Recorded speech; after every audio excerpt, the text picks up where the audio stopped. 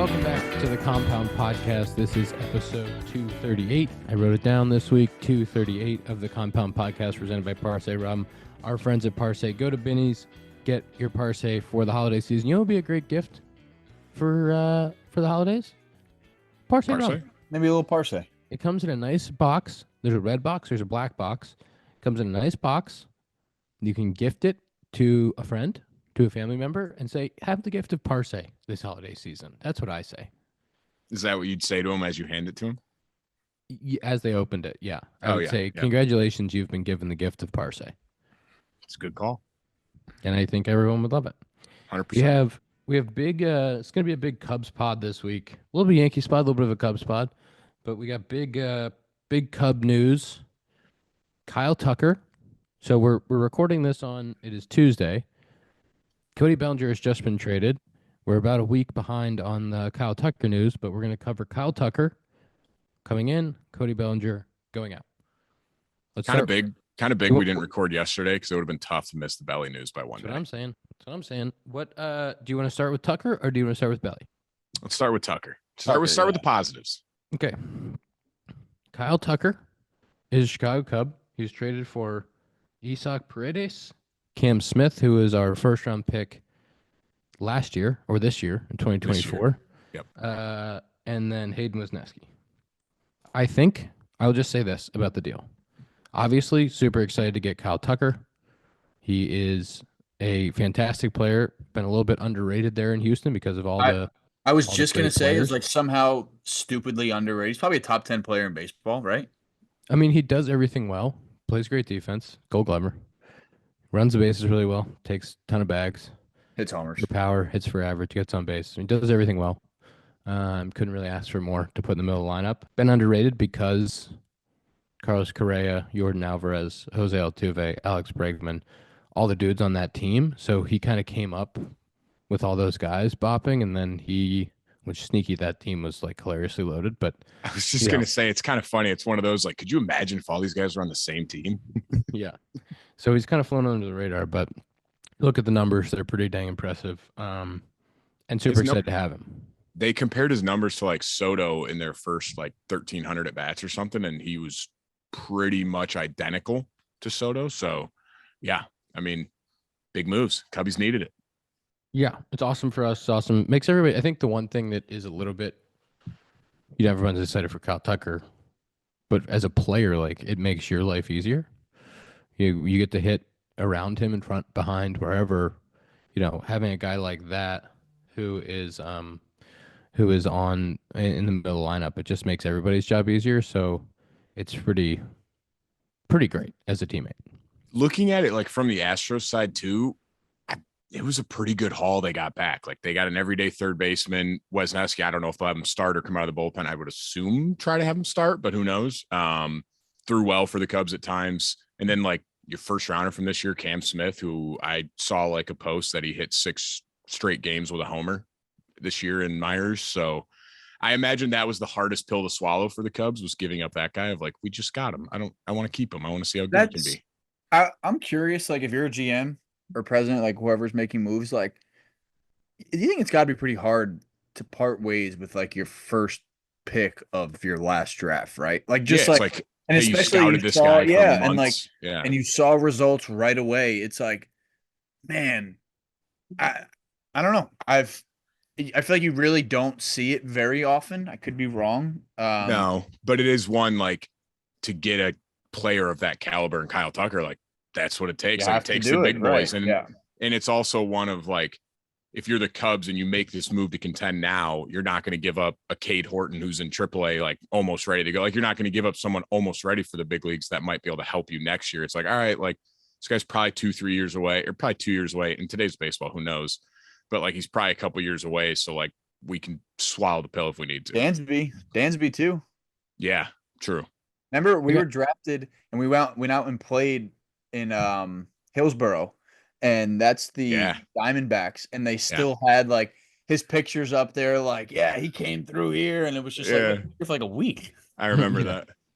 I actually played against him in Hillsboro, but the interesting thing is, from the Cubs' perspective, they have Matt Shaw, who has a chance to play third base, and they've kind of cleared the way for your Yeah. Cub, not they. We. Yeah, you got a Well, full no I'm trade part too. of You're the not going media. anywhere. Part of the media right now, and so they've kind of cleared the path for him to play. But that guy, if Matt Shaw can play third base every day, you got him for 6 years. You have Michael Busch, who's young at first. You know, where would Cam Smith have played? Like, how does that work? And I think not being afraid to give up prospects. I mean, the Braves do it every year. The Braves trade their first round. They draft a guy in the first round. They trade him every year. True. So it's like nobody's Theo- mad. The guys you give away for Matt Olson, don't care. The guys that the Dodgers gave away for Mookie Betts, like you don't care. You get really good players at the big league level, and the prospects are the prospects. It's okay. Theo always said, if I remember correctly, he was like, I will trade a prospect any day of the week for MLB ready talent. Any day of the week. Yeah, and he did it. And I was gonna say, and he did it. the other thing I'll say for Houston in this trade, I think Paredes is a great fit there for that ballpark. He hits the ball in the air.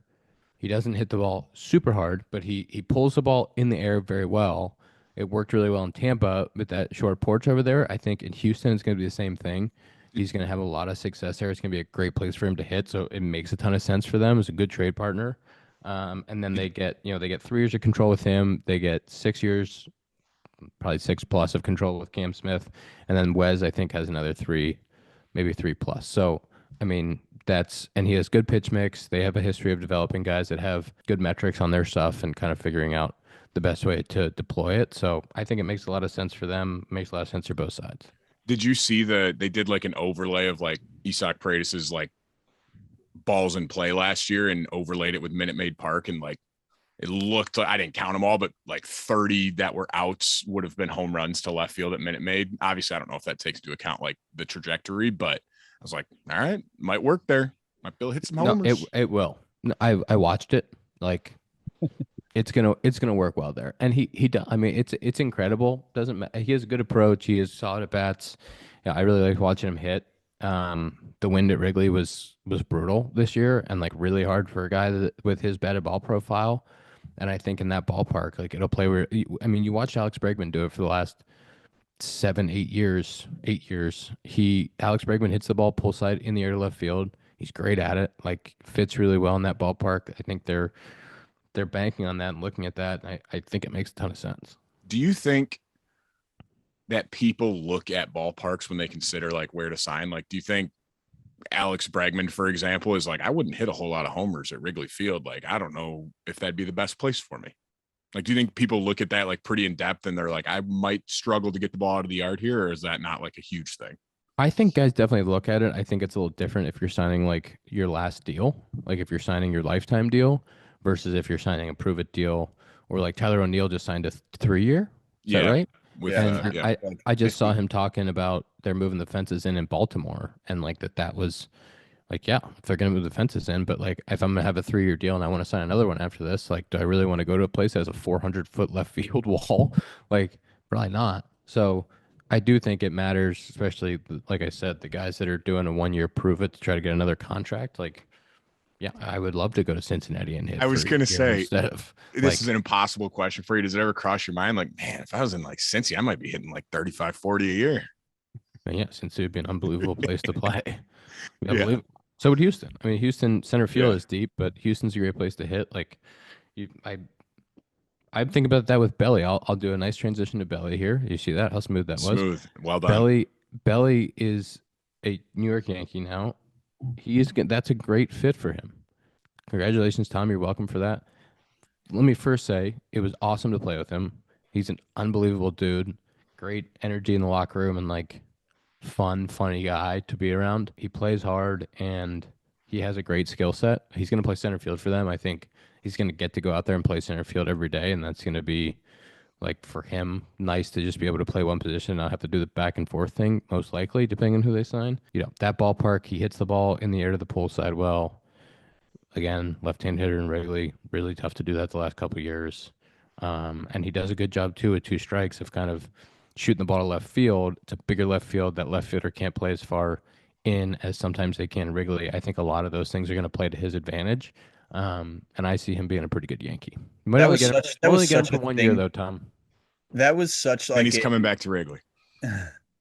That was him going to the Yankees was like such a even before it happened was just like he's on the Yankees. It is funny though. It just makes way too much sense. I was gonna say, Zach, it's funny though. I feel like we say that though. Anytime any lefty with any power goes to the Yankees, it's like, oh, of course, like it's a perfect fit. Yeah, they're gonna put him there because hit homers all the time. Realistically, anyone goes to the Yankees, it's like, yeah, it makes sense. Like that's a great place to hit. But yeah, I mean, let's call a spade a spade. It was a salary move for the Cubs to get rid of him, to trade him to the Yankees. I would like to see the Cubs do something with that open salary now, because if not, that's going to be tough pill to swallow as Cubs fans to be like giving up a top 3-4 hitter in our lineup for like a reliever. And hopefully Cody Poteet does great, but like they got to take that money now and go make some moves and like maybe go get a third baseman, get a couple arms, make some moves, build the roster. But yeah, I love the move for the Yankees side of things. He should be a perfect fit. You're able to move Judge out of center field, take that off of him, give him a little bit more of a break. But yeah, we'll see. I need something more from the Cubbies now. Tom, do you want to talk about your Yankees? Oh yeah. I don't think people really want to hear from me that much, so I'll keep it brief. Yes, they do. I do, Tom. I would say I think it's a really great move for the Yankees. I don't really see the downside to it. Cody Poteet didn't really have a role on the Yankees, started a little bit at the beginning of the year. I think it's an interesting pickup for the Cubs, but it feels like not a lot of return for a guy that finished 10th in the MVP voting a year ago. Obviously, he's had a very up and down career. Cody Bellinger, that's been well documented, so it's interesting to see what version of him the Yankees will get. But it's a pretty low risk, high reward opportunity here. You're not giving up a whole lot of them paying the salary, and you're getting an opportunity for a guy that can also, Yankees still need help at first base. We'll see how that plays out, but they have Jason Dominguez as well. There's if they want to move him to first base, that's always an option as well. He's a really valuable, flexible player, and that left-handed bat in Yankee Stadium seems great. As you mentioned, Dakota, doing this podcast, the Cubs have kind of become my second favorite team. I know that might be sacrilegious to some people, but I watch a lot of Cubs games. I loved Cody Bellinger on the Cubs, and as someone who cares about the Cubs, it's a really tough move to swallow right now. As you said, we have to see, you try to be patient as a fan, which is not always easy. Fan stands for fanatic. We get frustrated. I get it. But you have to try to be patient here and see the whole picture. Hopefully, as you said, like another move comes down the line that makes this move make more sense. And if you look at it in the view of everything, it'll make more sense. But right now, I would be frustrated if I was a Cubs fan because Cody Poteet is not a lot of return for someone like Cody Bellinger, even despite the fact that he does have a contract where he's probably making more than teams were comfortable paying him. It is also, it goes back to the whole Soto thing of like, since they didn't get Soto, they have the money now available to make this move of like, all right, like I think the Cubs also sent $5 million with Belly, but like, okay, we can eat $22 million. Like we got the money for it. So it kind of helped them out to not have Soto. And if Belly can be 80% as good as he's been at times of like MVP caliber, like great deal. Like if he hits 270 and hits 25, 30 homers and plays great defense in center field, like you have to love that move. Yeah. And I was just going to say really quickly that Bellinger's had some really, like even last year had a 118 OPS plus, like a really good year last year. And I think like I saw some Yankee friends say like Cody Bellinger's washed. He's 29. He just turned. He's he's still a very, very good major league player. He's obviously inconsistent, but like I think the it's upside skewed. there is huge. I think it's skewed from winning an MVP so early that it's like, oh, it's going to be this way all the time. It's like the Pete Alonso of hitting 40 plus home or whatever he hit his rookie year. It's like, oh, this is what they do all the time. Like this is what we expect. So now it's like when he hits 266 with 18 homers last year, it's like, what's wrong with Belly? And it's like, that's still a pretty dang good year. Can we stop acting like 29 is all old? Please.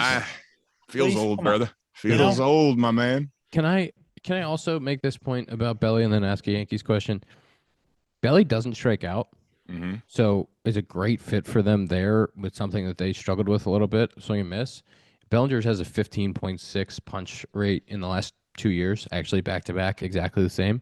So he strikes out 15, 16% of the time, super low, way under league average. I think league average is like 22, 23. So, that is, and he's really good at moving the baseball through his scoring position. So him hitting the middle of that lineup, I'm assuming he's going to hit kind of 5-ish. If you have Judge 2, Stanton 3, maybe he's 5, somewhere in there, 4. But I think that is a good profile for the Yankees. My Yankees question is, Real quick on Belly, does he take bags too? Does he run? Sorry, I didn't want to cut you off, but I didn't know if you're going to change it. I wanted to get that in real quick. It had to do with Belly. 20 stolen bases 2 years ago, 9 stolen bases last year. So, Okay.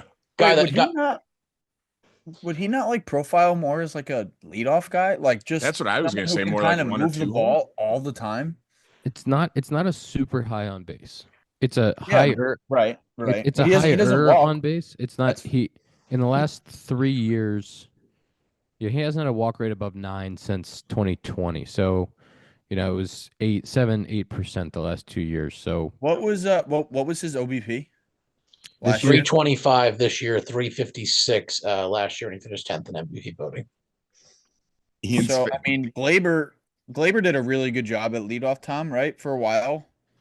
That was probably the part of the lineup where he had the most success this year. Was when they moved. I mean, he had a 330 on base last year, 347 the year before.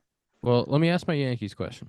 I'm sorry I interjected. Your face was pure disgust when I interjected. I told you what I wanted to say. I and know. then I'm you didn't sorry. let I me just get had to ask it, that so- quick one. No, it's all right. Right now, if I'm looking at the Yankees, what I'm seeing is they have Bellinger in center, they have Aaron Judge in right, Volpe's playing shortstop, Wells is catching, and they have Stanton DHing.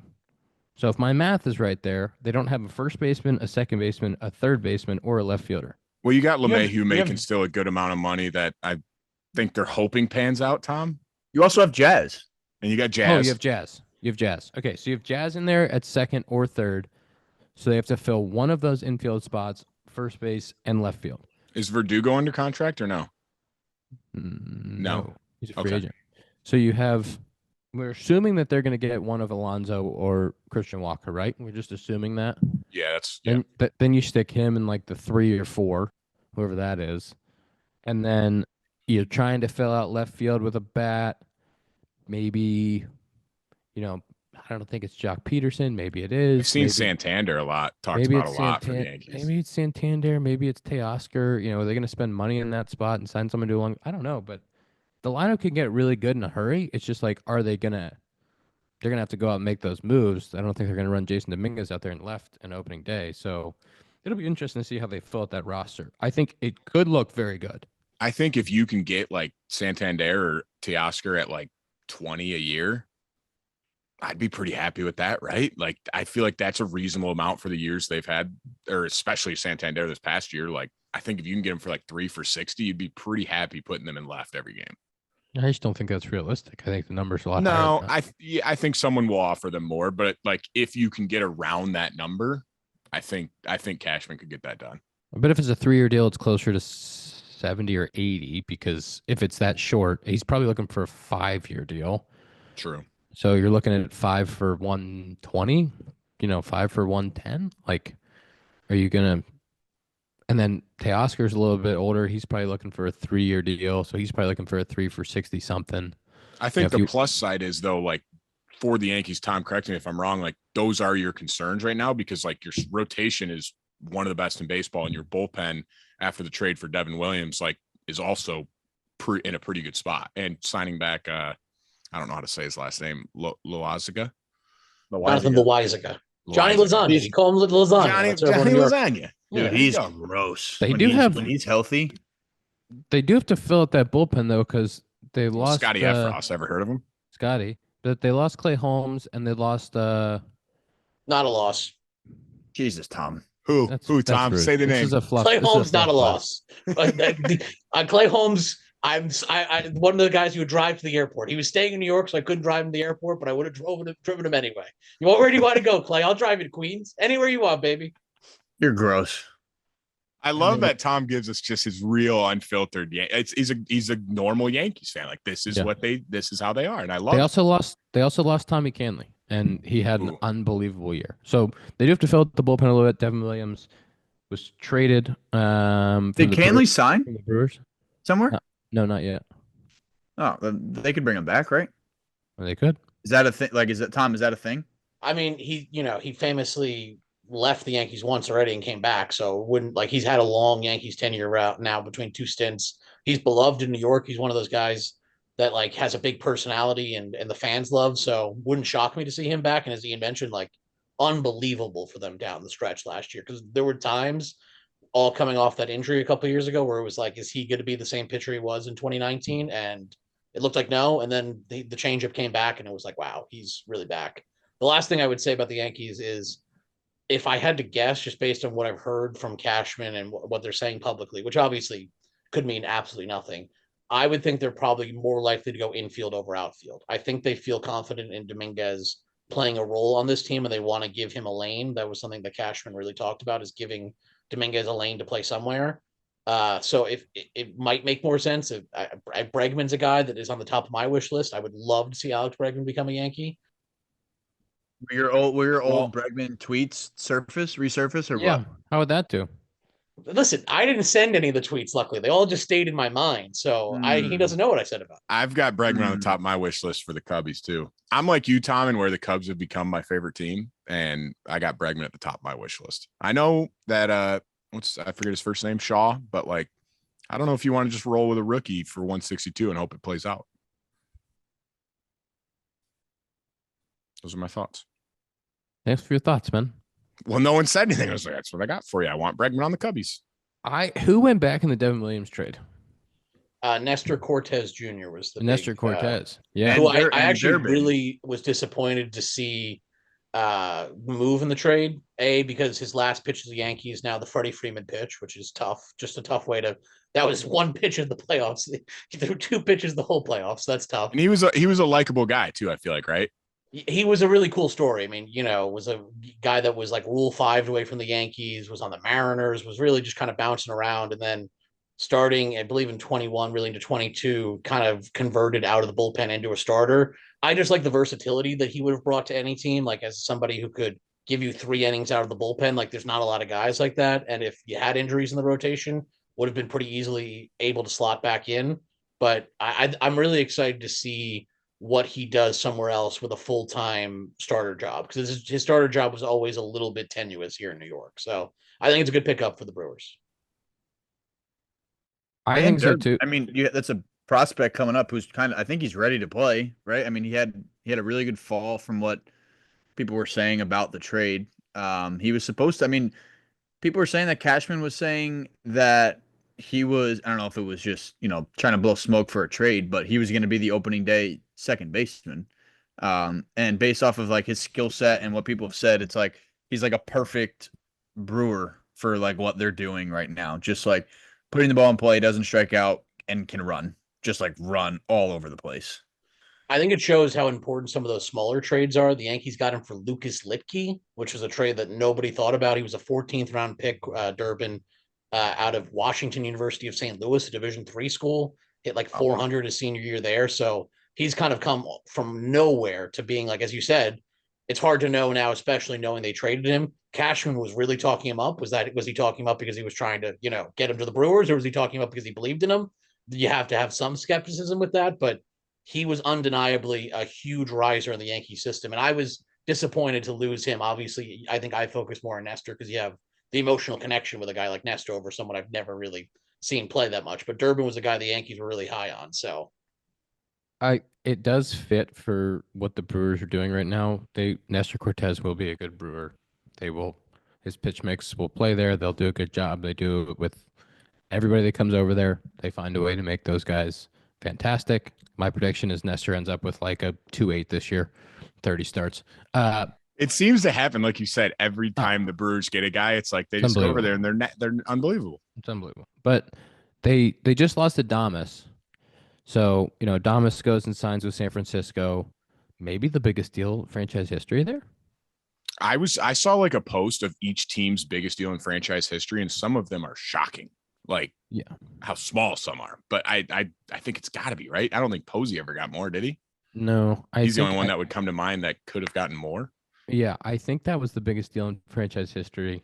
And great for them. Great for their clubhouse. Heard nothing but awesome things about him and really liked competing against him. Going to be good for them. I think he has a great skill set.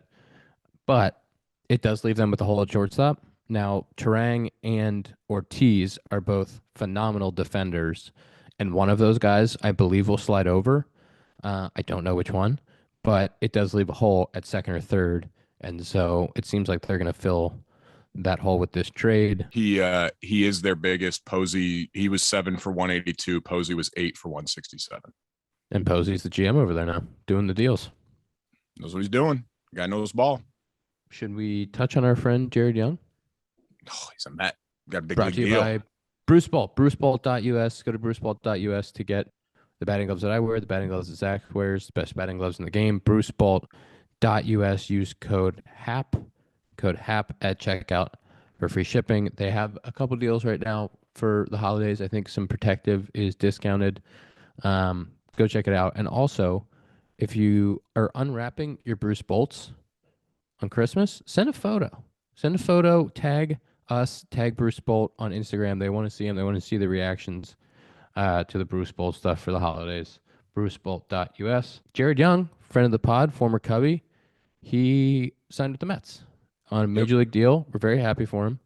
It's very exciting. First base, great hands at first. Great defender. First base, outfielder, guy can swing it. He raked in Korea. Went to Korea last year, was with the Cubbies, debuted with the Cubbies, went to the Cardinals, was in their AAA, signed over in Korea last year, and just went over there and dominated. Great. Real quick, funniest part before we get into anything serious. He sent me and Zach like a picture of his jersey one time. And the funniest part about the jerseys over there is it doesn't say Young on the back. It says Jared in all caps. And we just said, you have to ask the Mets if you can still do that. It's so good. Just says Jared in huge letters. Yeah, it's exciting for him. Obviously, Andy Green was with us as our bench coach in Chicago. He's now in front office role with the Mets. I'm sure that he had a little something to do with it, but it goes to show the baseball world gets small, and you can make connections like that. Definitely helps. I think he's going to be probably more of a depth piece for them, but maybe he'll get some runway at first base, and it's awesome that he signed a big league deal. It's cool. Like you said, it's cool to see like someone like that grinding through the minors, like had a cup of coffee with the Cubs and then like goes to Korea, dominates, and then he comes back and gets rewarded with a big league deal. Like that's sick to see. And he's one of my favorite teammates of all time. Love JY. So I was pumped when I saw that deal. If you ever need some fluff from somebody else outside of this pod, you go to Jared Young. He was my golf partner in 22, and he's the best golf partner of all time because he's never in a bad mood. And I always get pissed on the golf course, and it's just tough to get mad when you're playing with him because he's such a happy guy. He's Canadian, nice guy. He's on the all nice team. Yes. Zack told him if he needs some knocks in spring training, that 7-4 is a good number. Go to 7-4, bro. I'm now. Got a good spring. If you're trying to make a team, wear 7-4. Real quick. What were you going to say? You didn't even say anything. You said, Go ahead, please. I was just going to say real quick, we kind of swept past the Devin Williams trade, and I wanted to touch on it real quick one more time. Yeah, you go right back to it. Well, just because I looked up his career stats, there's a career 1.8. Dude, he's disgusting. That's so and it's not like in 50 innings. Like he has 235 innings with a 1.8 and a 102 whip. Like he's impossible. He's unbelievable. He's got a chance. Like Tom, that had to fire you up as much as almost any move of like we have our closer. Like I feel like because it came out of nowhere too. Yeah. Yeah, I mean, as you said, like obviously I made my feelings about Clay Holmes apparent a minute ago. Was very difficult to watch him try to close games for about a year and a half there. Luke Weaver was obviously terrific during the playoffs, but if you could move Weaver down a spot and make him your setup guy and make him, hey, he can go get us 2 innings out of the bullpen sometimes. And now you're talking about, hey, in a big playoff game, if we can get Garrett to go 6, we can get Luke to go 7 and 8. And now you got, like if you can, I mean, you guys know this, if you can make a game 6 innings and go, we trust the back end of our bullpen.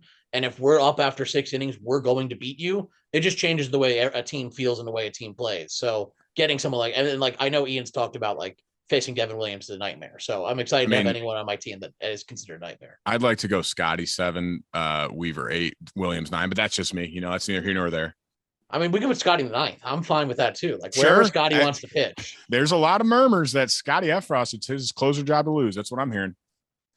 It does really cheer up the back end of their bullpen. I know that they're going to make more moves for kind of that 6th, 7th, 8th role, but having Weaver and Williams on the back end is a big deal. And I do think when you make a really deep playoff run like that, it takes a toll on the relievers. Oh, And so yeah. kind of turning over that reliever group and not trying to run it back with guys that just played an extra month of baseball. I mean, look at Weaver last year. He was abused out of the bullpen. They had to throw him every single game because like they just didn't have the arms. You have to imagine that he's never thrown that deep into a season before, and especially with that volume, like spring is probably coming up pretty quick on him. Like, and people, they say it all the time. It's like when you go deep into a playoff run, like that team, you feel kind of gassed to start the year. Like it's hard. It's really hard. And for him to kind of, take the weight off of his shoulders a little bit, like Tom said, move him down an inning and maybe, just not as high as leverage. Like I think that's a huge, like, underrated thing for somebody like him who, again, he was, like you said, he was abused in the postseason, rightfully so, but like he was abused. I mean, during the playoffs, it was basically Weaver and Cantley. Like that was like, if you were like, we need to get outs here, those are the two guys you trust. Everyone else was not on that list. And it was the same way the hitters were. You needed you need that list to be a little bit longer. Obviously, you're never going to have 7 guys that you trust in high leverage situations, but you needed 1 to 2 more that you could have get some outs from, and they didn't have it last year. And hopefully now that you have at least 2, and maybe you bring back Cantley, you bring back somebody else. I like the way it looks right now. Optimistic Yankees fan over here. Optimistic. Grab your favorite team's jersey and some snacks and head to the couch for another Sunday of action-packed football. That sounds like Dakota and Zack. And you can get even closer to the action each Sunday with our partners at the DraftKings Sportsbook. Right now, all new customers who bet just $5 will get $150 in bonus bets if your bet wins when you use code COMPOUND. And don't forget to stay in on the action and use your $150 in bonus bets on DraftKings same-game parlays for a shot at an even bigger payout. So download the DraftKings Sportsbook app now and use code COMPOUND. That's promo code COMPOUND only at the DraftKings Sportsbook. You ruined my transition. I was going to go Korea to Korea, but then you ruined it and you took us backwards to the Devin Williams trade. So sorry. I'm jump struggling today. I'm sorry. It's all right. Yeah, no, I'm trying to go in an orderly fashion and make good transitions, and now I have to do this. But Korea to Korea here, Patrick Wisdom signed a deal to go play in Korea. He's going to hit 77 homers there. He's going to rake there. He's going to hit some balls really hard into outer space. To be completely and totally honest, I would have loved to see him get a chance to roll out there at third base for a big league team for 150 games and see what happened. But I'm very happy for him. He must have gotten a bag to go. That's what I'm thinking too. I'm thinking he must have gotten paid. I don't know if contract details come out from Korea, but he was set for a couple $1 million. So I'm sure they paid him pretty well to go over there, and he's gonna dominate. Hopefully he dominates for a year or two and comes back, because I would love to see him run out there for 150 and see what he could do. Trying to find his contract. Sorry. Is that what website are you looking on there for that? I just searched Patrick Wisdom. KBO. Well, usually on trade rumors, Wisdom. it'll say usually that if it's out, it'll say like sign for whatever with incentives. I'm out on Ian having beef with me right now. That's all I got. Tell you what, we could cut this tension with a knife right now. I'm surprised that Wisdom signed so earlier. Like it does seem like that's a move, respectfully, to Korea, that would have been there in a couple weeks. Obviously, maybe the money was good and he wanted to grab. You get the guaranteed money on the table, you take it. But I was with you, Ian. I thought he would get. We talked about the A's. I thought there were some teams that would have made sense to give him at least 80 games of runway at the beginning of the season and see. He's a guy who's shown he can hit home runs in bushels. Like, give him a chance with 80 games, and if it's not working out, cut your losses. But felt like another a chance that a team will take. Maybe he'll go to Korea and have the Jared Young path and come back and carve out a nice MLB. I will say, I feel like the past couple years, like more and more people have wanted to go to Korea or Japan, like in his role, or like guys like Jared Young. So like maybe it's, hey, you take this offer now, or like we got 3 other guys we're talking to, like we'll give you whatever the contract is, like take it or leave it. And he's just like, you know what, I'll take that guaranteed money. I don't want to roll my dice going to AAA for a team and hope I make it up. So yeah, I mean, good for him. Exactly. Like I hope he goes over there and hits 50 homers, and then he comes back next year and he's in the show. I would love to see. You know what I'm excited for? I'm excited for the 2025 Patrick Wisdom highlight reel from Korea. Oh, it's going to be electric. You guys have seen the Jimmy Ducey Korea highlight reel? Yeah. Oh yeah, he would talk about it all the time too. So our good friend Jimmy Ducey, who we all played with together in 2019 in AAA, he was on staff actually for the Cubs. He went to Korea for a couple years and dominated. And his highlight films are epic. And I cannot wait for the Patrick Wisdom highlight reel. I think Does Jimmy Ducey get more shout outs for anyone who's never been on the pod? Is that what you're about to go the same? Yes, I was about to say. I think we got to have him on. The way you guys talk about it in the stories, I think we'd like to. The listeners need to hear. I was going to say he's got to be second place to only Scotty for like mentions on the pod. But Scott's like a 15-time guest. Scott's basically like fourth chair at this point. Like that's true. He wants to be a host, Scott. We can't have Jim on. We can't have Jim on because his hair's too good and they'll make me jealous. He's got the grays. He's got the grays though, and you like that? He's salt and pepper. Yeah, it's grown man. No, what about Danny Mueller? Hot take. What if we call Danny Mueller live in the pod and demand he give us a good one right now? Be kind of funny. Well, I'll do it. If it doesn't work, we cut it. Dan, you're live on the pod. What's your hot take? Hot take today. Any good hot takes I've had recently? This is pressure. Danny, this was my idea. You're kind of screwing me here. I believed in you. Come on. This was Tom's idea, was to call you live and see if you had a hot take for us. Have we done Chapstick Stinks yet?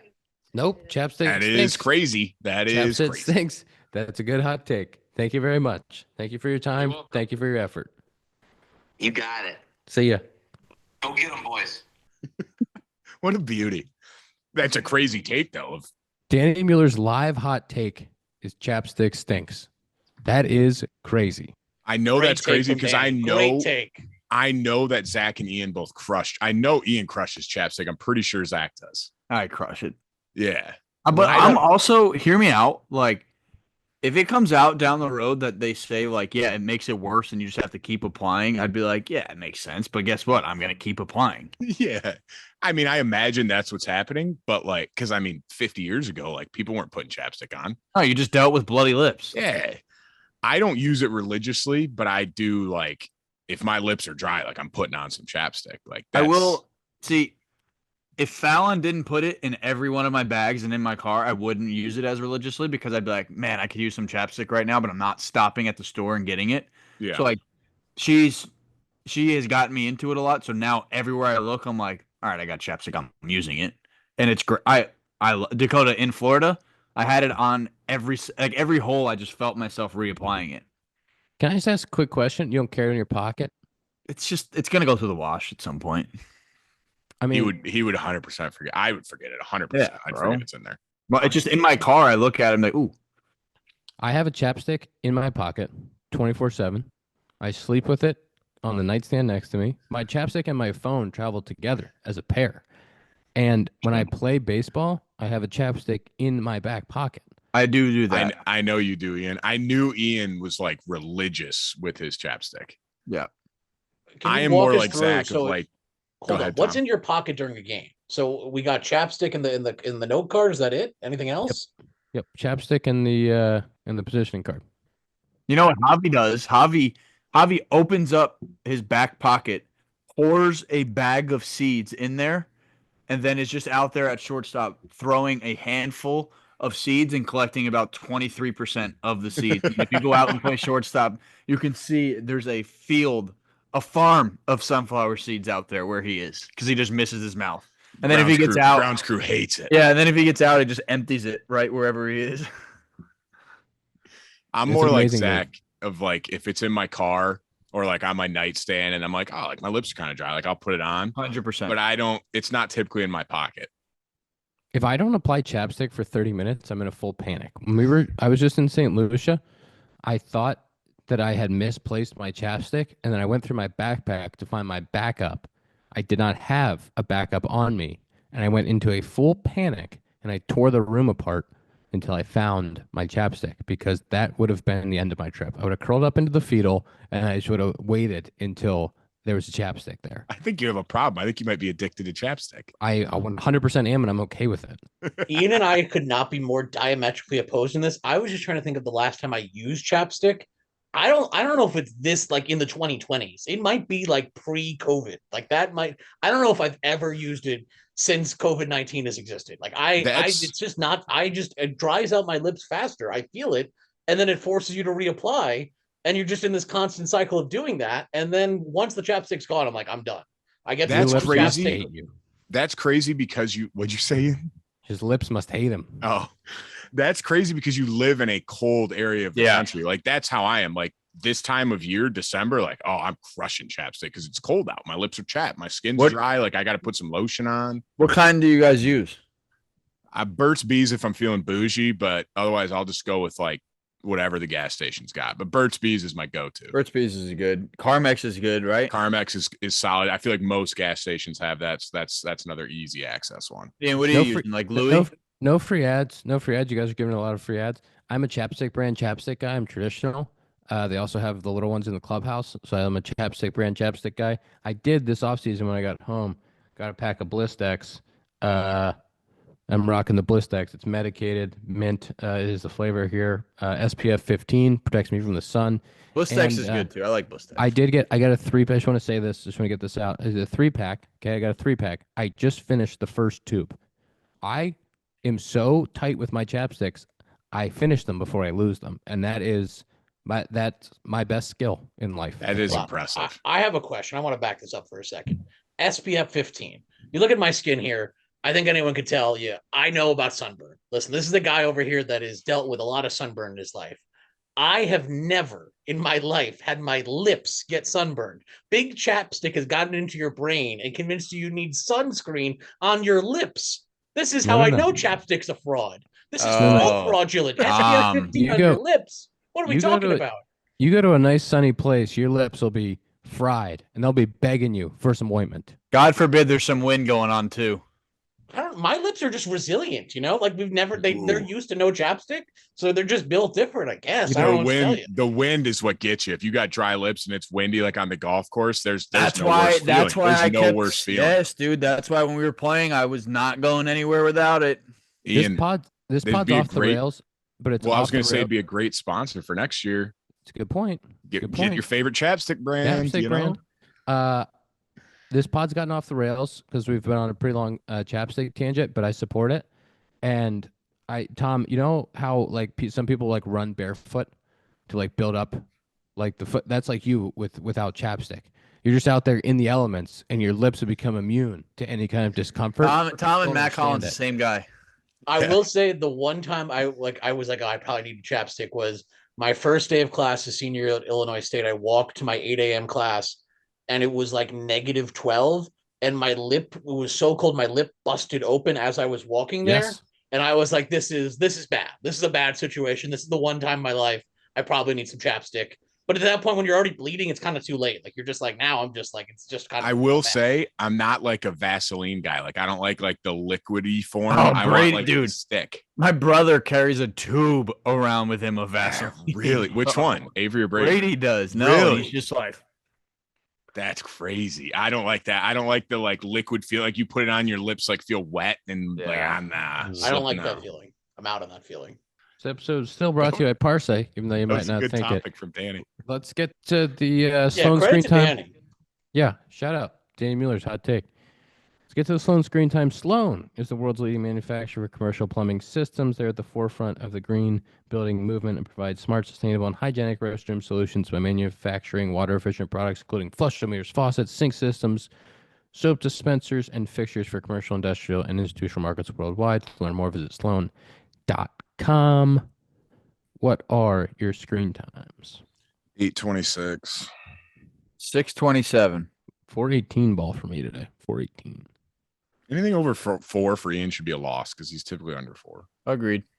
459. Ooh, that's a great day, Tom. Nice, Tom. If we had an all-time leaderboard, I would be so far ahead. It's 95% you. And I don't deny that for a second. No. It's because I just compete. Who cares? That's me. Who cares? We live in the moment, man. We don't. That's fine. You know what? It is what it is. Yeah. Sorry, I feel good about it. That's episode 238 of the Compound Podcast presented by Parse Rum. Go to Benny's, get your Parse, give the gift of Parse this holiday season. Programming note, we will not be here next week. Next week, we're taking off for the holidays. We will be back the week of the 30th to do the final show of the year. Thank you for the support. It's been a great year. I guess it won't come out. Okay, Tom, what are you going to say? It won't come out this year? This is No. I was going to year. ask you. I'm throwing out an idea live in the pod that we could do. Would we want to do a non-baseball related mailbag to end the year? I think that could be a fun way to end the year, where the questions should not be baseball related. So we could talk about Chapstick and everything else nonsense that we like to talk about. I love it. Yes. Are you going to tweet that out? Yes, I'll handle that. So check our socials. I'll make sure that gets out there. No, he wasn't cutting any of that, Ian. I think that was all. Were you going to leave that all in? That was in this. Yeah. Tom, he did a clap, and I was like, Ian, I don't know what you're clapping for. I think that's all. Just we're rolling, baby. Thank you. The last 10 minutes of this pod is maybe the most unhinged 10 minutes of this podcast we've ever It's my done. favorite time. It's my favorite part of the pod when we get off the rails. Diabolical. Off the rails. Off the rails, indeed. Do you want me to rerun that? No, it's all staying. No, This it's is good. all in. Okay, This is it's all all in. It's in. over. It's all The in. episode's If you're over. still listening at this point, congratulations. Episode 238. We're going to do a mailbag on the week of the 30th. Tom will tweet it. It'll be on the socials. Check the socials. 238 presented by Parse Rum. See you in 2 weeks.